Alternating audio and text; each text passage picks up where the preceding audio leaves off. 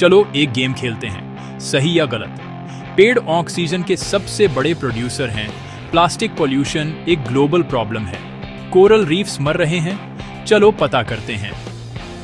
हम एक जर्नी पर निकलते हैं, अपने ही प्लैनेट के आर पार। एक ऐसी दुनिया जो सांसें रोक देने वाली ब्यूटी से भरी है, लेकिन उसे गहरी चुनौतियों का सामना भी करना पड़ रहा है। हम कुछ शॉकिंग एनवायरमेंटल फैक्ट्स में उतर रहे हैं जो आपको जानने चाहिए, क्योंकि हमारे प्लैनेट का फ्यूचर खतरे में है और एक्शन लेने का टाइम अभी है।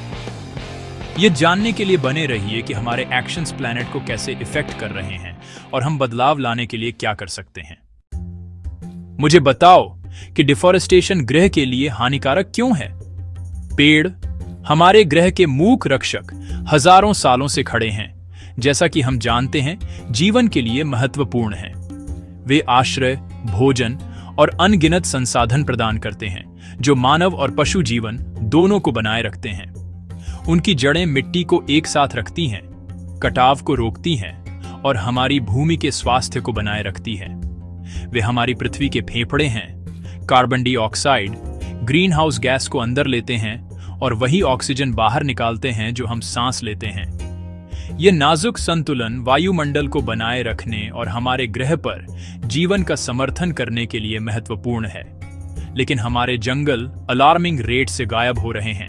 एग्रीकल्चर के लिए, टिम्बर के लिए, डेवलपमेंट के लिए साफ किए जा रहे हैं। ये लगातार डिफोरेस्टेशन जमीन और संसाधनों की मांग से प्रेरित है, अक्सर पर्यावरण की कीमत पर। हर काटे गए पेड़ के साथ हम पृथ्वी की जलवायु को नियंत्रित करने की क्षमता का थोड़ा और हिस्सा खो देते हैं। पेड़ कार्बन डाइऑक्साइड को अब्सॉर्ब करने में महत्वपूर्ण भूमिका निभाते हैं और उनके नुकसान का मतलब है कि इस गैस का अधिक हिस्सा वायुमंडल में रहता है, जिससे ग्लोबल वार्मिंग में योगदान होता है। और सिर्फ जलवायु ही नहीं सफर्स करती है, हवा की गुणवत्ता बिगड़ती है, जिससे मनुष्यों और जानवरों दोनों के लिए स्वास्थ्य समस्याएं होती हैं। जंगलों के नुकसान का मतलब प्राकृतिक सुंदरता और उनके द्वारा प्रदान की जाने वाली शांति का भी नुकसान है।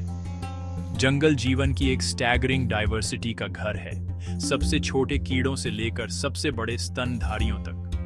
प्रत्येक प्रजाति पारिस्थितिकी तंत्र में एक अनूठी भूमिका निभाती है, जो उसके समग्र स्वास्थ्य और स्थिरता में योगदान करती है।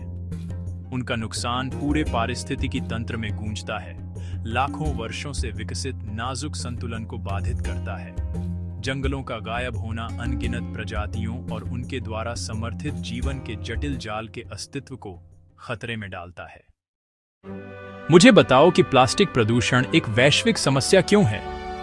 हमारे महासागर विशाल और असीम दिखते हुए भी प्लास्टिक से भरते जा रहे हैं। हर साल लाखों टन यह जहरीला प्रदूषक हमारे समुद्रों में पहुंच जाता है, नदियों द्वारा बहाया जाता है, हवाओं द्वारा उड़ाया जाता है और लापरवाह हाथों से फेंका जाता है।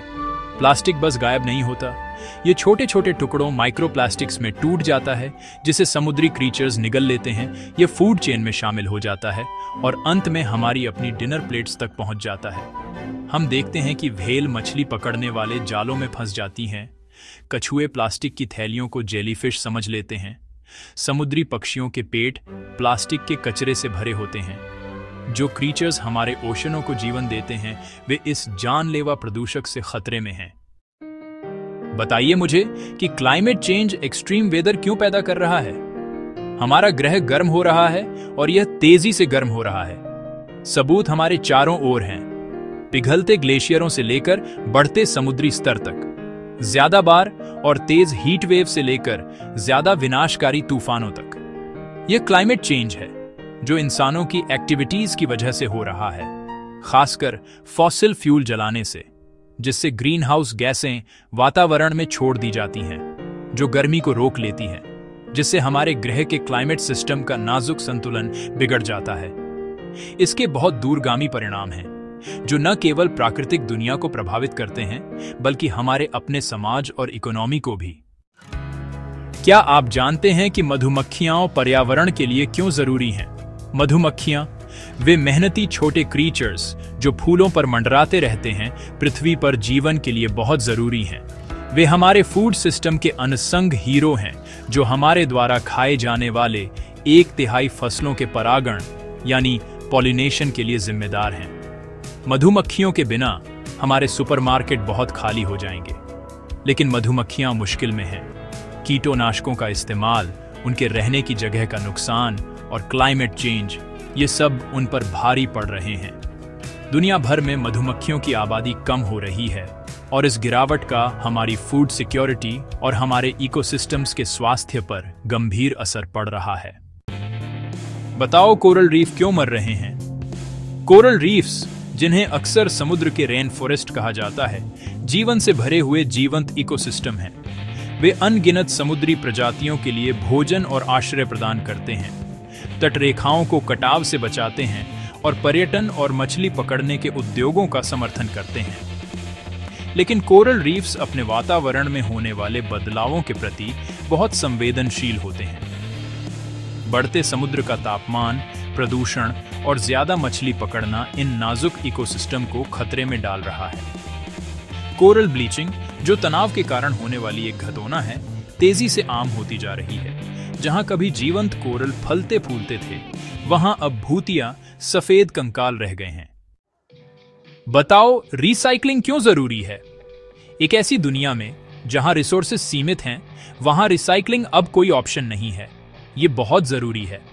हर प्लास्टिक बॉटल जिसे हम रिसाइकल करते हैं, हर एल्यूमिनियम कैन जिसे हम क्रश करते हैं, हर अखबार जिसे हम रिसाइकलिंग बिन में डालते हैं, वह एक सस्टेनेबल फ्यूचर की तरफ एक कदम है। रिसाइकलिंग लैंडफिल्स में जाने वाले वेस्ट को कम करता है, नेचुरल रिसोर्सेज को बचाता है और क्लाइमेट चेंज को कम करने में मदद करता है। ये एक सिंपल काम है, फिर भी इसका हमारे प्लैनेट के हेल्थ पर बहुत गहरा असर पड़ सकता है। मुझे बताइए कि पृथ्वी का तापमान क्यों बढ़ रहा है? हमारी पृथ्वी का एटमॉस्फेयर एक बड़े ग्रीन हाउस की तरह काम करता है, जो सूरज की गर्मी को अंदर रखता है, जिससे पृथ्वी जीवन के लिए पर्याप्त गर्म रहती है। यह प्राकृतिक ग्रीन हाउस इफेक्ट हमारे जीवित रहने के लिए बहुत जरूरी है, लेकिन इंसानी एक्टिविटीज इसे बढ़ा रही हैं, जिससे ग्लोबल वार्मिंग हो रही है। फॉसिल फ्यूल जलाने से जंगलों की कटाई और औद्योगिक प्रक्रियाओं से कार्बन डाइऑक्साइड जैसे ग्रीन हाउस गैसें निकलती हैं और मीथेन एटमॉस्फेयर में जाकर और गर्मी पैदा करती है, जिससे पृथ्वी का तापमान बढ़ता है। इस गर्मी का हमारी पृथ्वी पर पहले से ही बहुत गहरा असर पड़ रहा है, जैसे ग्लेशियरों का पिघलना और ज्यादा एक्सट्रीम वेदर इवेंट्स होना। मुझे बताओ कि पृथ्वी की ओजोन परत ठीक क्यों हो रही है? Healing the ozone layer. पृथ्वी के ऊपर स्ट्रेटोस्फीयर में ओजोन परत है, एक सुरक्षात्मक कवच जो सूर्य की अधिकांश हानिकारक अल्ट्रावायलेट रेडिएशन को सोख लेता है। यह परत पृथ्वी के सनस्क्रीन की तरह काम करती है, खतरनाक यूवी किरणों को फिल्टर करती है, जो जीवित जीवों को गंभीर नुकसान पहुंचा सकती है। यह परत पृथ्वी पर जीवन के लिए जरूरी है। हमें स्किन कैंसर, मोतियाबिंद और स्वास्थ्य संबंधी अन्य समस्याओं से बचाती है। इसके बिना सूर्य का तेज रेडिएशन बाहरी गतिविधियों को खतरनाक बना देगा और स्वास्थ्य समस्याओं में काफी बढ़ोतरी हो सकती है। लेकिन 20वीं सदी में वैज्ञानिकों ने ओजोन परत में एक छेद खोजा, जो मानव निर्मित रसायनों, मुख्य रूप से क्लोरोफ्लोरोकार्बन या CFC, जो रेफ्रिजरेटर, एरोसोल और अन्य उत्पादों में इस्तेमाल होते थे, की वजह से हुआ था। ये रसायन एक बार वातावरण में छोड़े जाने पर ऊपर उठते थे और ओजोन के अणुओं को तोड़ देते थे, जिससे परत पतली हो जाती थी। अंतर्राष्ट्रीय समुदाय ने मॉन्ट्रियल प्रोटोकॉल के तहत CFC को चरणबद्ध तरीके से हटाने का काम किया, जो हमारे ग्रह की रक्षा के लिए वैश्विक सहयोग का एक शानदार उदाहरण है।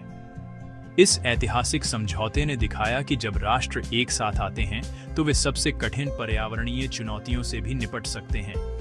ओजोन परत धीरे धीरे ठीक हो रही है, लेकिन यह इस बात की याद दिलाता है कि मानवीय गतिविधियों का हमारे पर्यावरण पर कितना गहरा प्रभाव पड़ सकता है। प्रगति को बनाए रखने और यह सुनिश्चित करने के लिए कि आने वाली पीढ़ियां एक स्वस्थ ग्रह का आनंद ले सकें, निरंतर सतर्कता और वैश्विक सहयोग जरूरी है। मुझे बताओ कि तेल रिसाव ऑयल स्पिल्स समुद्री जीवन के लिए खतरनाक क्यों हैं?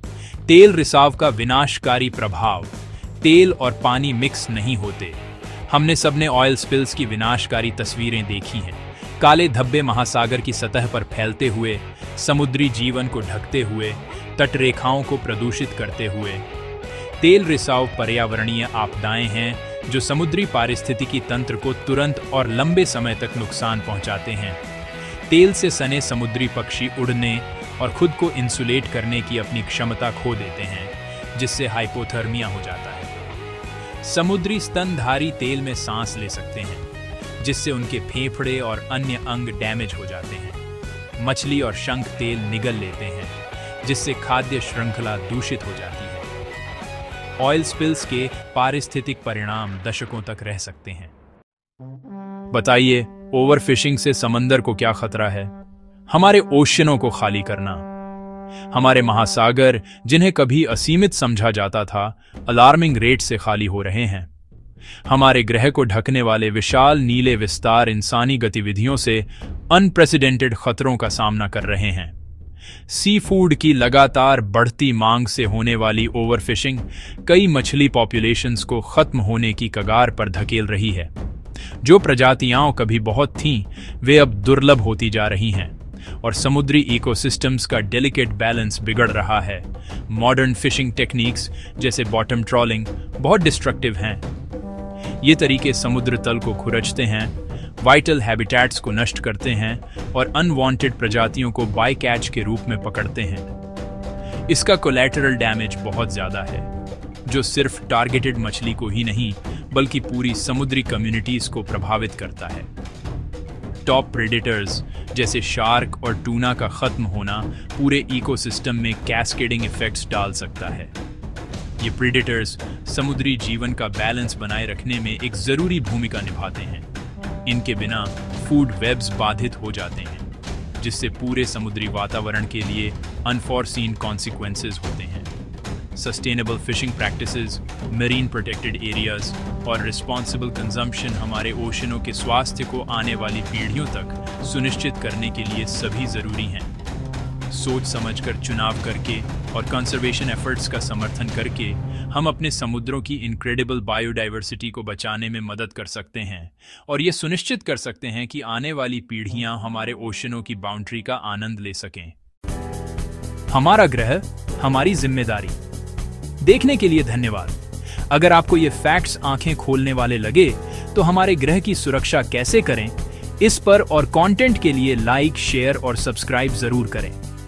हमारे ग्रह के सामने चुनौतियां बहुत बड़ी हैं, लेकिन वे ऐसी नहीं हैं जिन्हें हल न किया जा सके।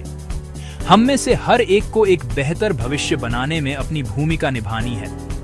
मुद्दों को समझकर, जागरूकता बढ़ाकर और अपने रोजमर्रा के जीवन में सोच समझकर चुनाव करके हम बदलाव ला सकते हैं। जिज्ञासु रहें और आइए मिलकर बदलाव लाएं।